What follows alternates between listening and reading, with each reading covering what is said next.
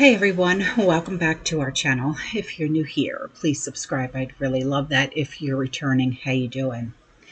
Today we're going to dig into the truth, just like we dig into the soil when we plant our seeds. Today we're not talking about plants though, we're talking about power. What if the government that we vote for isn't the one that's really running the show? I know, it's not like this is something new, but I'm diving into something deeper here. And it's the deep state. It's a term I know you've heard about. It's about unelected officials holding the real reins. And it's got a lot of us wondering who's really in charge. So grab a seat, maybe a coffee, definitely a snack or two, and let's unpack this together. And don't forget to like and subscribe so we can keep growing this community together, okay? So what is this term that everyone gets talking about? It's not like it's a secret club in the smoky basement, is it? That's what Hollywood would want you to think, though, right? The term comes from places like Turkey. Not Tom Turkey, the country Turkey, where military and intelligence folks ran things from behind the scenes. But here in the United States, it's about unelected officials. Think career bureaucrats, three-letter agency insiders, or folks in those agencies like the EPA, DOJ, who stick around no matter who we vote for. These people can influence the laws, control what is classified, or even leak info to sway elections. It's like they're the root of a tree that we can't see, but they're holding everything up. Take the NSA's surveillance programs. They were exposed by Snowden. Unelected officials were collecting data on everyday Americans without our consent. That's the kind of power that I'm talking about right now. Now you might be thinking, oh, come on. I'm just trying to grow my tomatoes and pay my bills. Why should I care? Well, think of it like this. In your garden, you decide what grows, right? Should I plant some jalapeno pepper seeds or poblano pepper seeds, right? But imagine if someone else was sneaking in and planting weeds and you couldn't stop them, right? That's what this deep state can feel like. These unelected people, they push policy like regulations that hit small businesses or farmers while we're busy voting for change that never seems to happen. Polls will show that most Americans don't trust the government anymore. Like less than 20% of us actually do. And that's according to recent data. Well, when you hear about things like the FBI is targeting parents at school board meetings as domestic terrorists, remember that? It's no wonder that people feel like their voices aren't being heard and that our opinions don't matter. The deep state idea taps into that frustration. We want our votes to count, not some insider's agenda. Why do they matter? What does it matter what they have to say? It's our lives that are being affected, not theirs.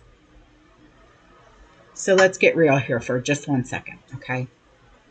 There's evidence out there that makes you raise an eyebrow.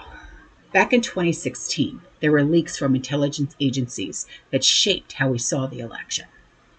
Texts from FBI agents that showed that they weren't exactly neutral. Or look at the IRS targeting conservative groups a few years back. Unelected officials were picking winners and losers.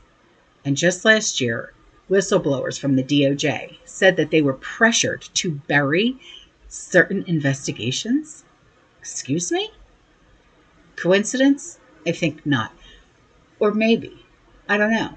What do you think? But It's enough to make you wonder who's really calling the shots around here. Now, I'm not saying that there's like this secret handshake or a deep state clubhouse, but when unelected people have this much power and classified info, endless red tape, media leaks, it can feel like our republic is being sidelined. Now, as gardeners, as preppers, we know that control matters. You don't let weeds take over your plot, right? Okay, so let's address the elephant in the room. Some folks will hear the term deep state and think lizard people, global cabals. That's not what I'm trying to talk about right now, okay? The internet is full of conspiracy theories, wild theories, and they can distract us from the real issues that are actually at hand right now. But on the flip side, some say that the deep state is just a myth, an excuse from when politicians mess up. They argue that career officials keep things stable. Someone's got to run the show when the president comes and goes, right? But stability shouldn't mean unchecked power.